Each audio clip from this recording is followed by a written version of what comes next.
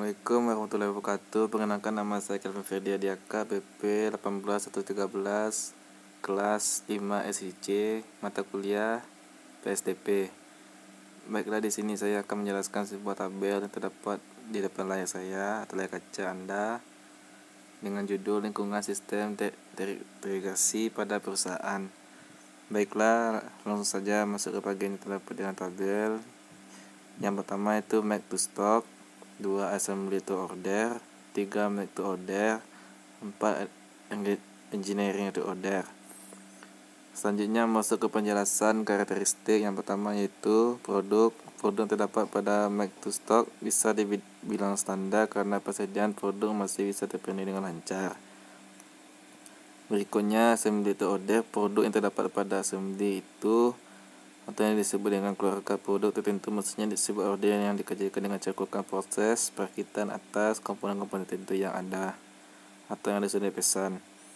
Berikutnya make to order, tidak mempunyai keluarga produk atau customize, maksudnya produk itu dibuat bisa disimpan di sebuah gudang dan baru dibuat setelah menerima pesanan dari konsumen.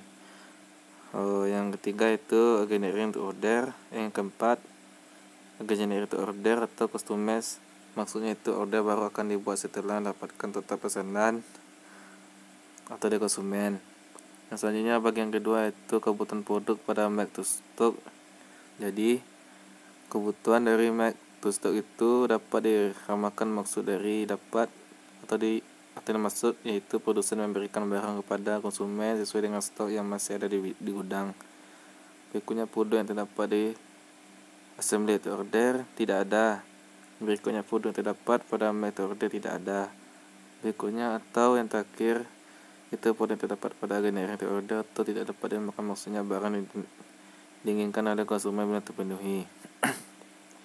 Selanjutnya bagian ketiga itu kapasitas pada make to stock dapat direncanakan. Berikutnya pada bagian assembly to order tidak ada.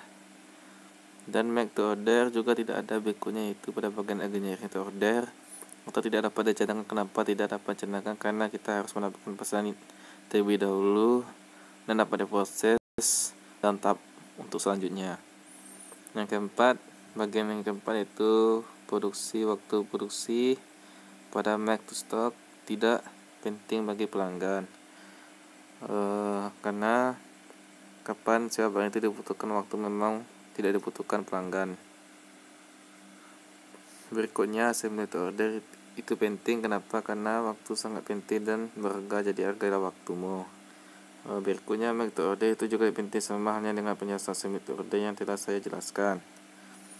Berikutnya engineering to order itu sangat penting, sama pentingnya dengan penjelasan pada assembly to order dan make to order yang sudah saya jelaskan di atas. Yang kelima, bagian kelima itu kunci persaingan pada make to stock itu logistik. Kenapa itu sangat penting dalam persaingan? Karena dalam ketersediaan itu logistik sangat berpengaruh kepada sebuah perusahaan yang lainnya. Berikutnya itu assembly to order. Kunci persaingan itu adalah perikitan akhir. Jika suatu perikitan yang kita lakukan itu maka akan mempertahankan konsumen pada perusahaan kita. Berikutnya itu make to order, fabrikasi akhir dan perikitan pada make to order pada perikitan sebelumnya. Berikutnya itu engineering to order, seluruh proses ini sangat penting bagi engineering maupun pada tahap sebelumnya, yaitu make to stock, assembly to order dan make to order. Selanjutnya bagian yang keenam yaitu karakteristik kompleksitas operasi yang terdapat penjualan barang kepada konsumen. Berikutnya itu pada bagian assembly to order adalah perakitan. Yang dimaksud perakitan itu penggabungan dari kompleksitas operasi pada make to stock. Dan pada bagian make to order adalah manufaktur komponen yang terdapat dalam sebuah barang. Dan berikutnya yang terakhir itu engineering to order, itu adalah teknik dari engineering itu sendiri.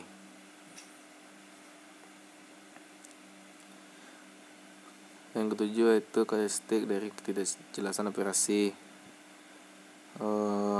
Ketidakjelasan operasi pada bagian to stock ialah karena tersebut karena permintaan maupun konsumen tidaklah begitu signifikan maupun mengikat. Dan berikutnya bagian terakhir adalah engineering to order, itu adalah tinggi maksudnya permintaan pada satu jenis barang atau produk cukup tinggi. Selanjutnya pada bagian ke-8 yaitu karakteristiknya fokus manajemen puncak. Fokus ini menyebut puncak pada bagian pusat ini ialah marketing atau distribusi lainnya. Berikutnya pada bagian assembly order adalah inovasi, yaitu suatu perkembangan jenis barang dari tahun ke tahun. Berikutnya pada bagian make to order adalah kapasitas yang merupakan jumlah atau ketersediaan jenis barang. Berikutnya bagian terakhir adalah kontrak order pelanggan, merupakan waktu yang dibutuhkan pelanggan dalam order jenis barang.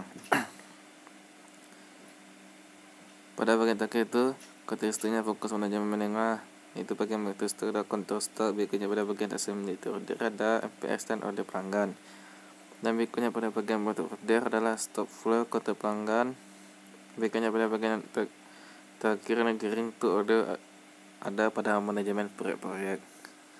Baiklah, hanya itu penjelasan dari saya tentang lingkungan sistem terintegrasi pada perusahaan. Assalamualaikum warahmatullahi wabarakatuh.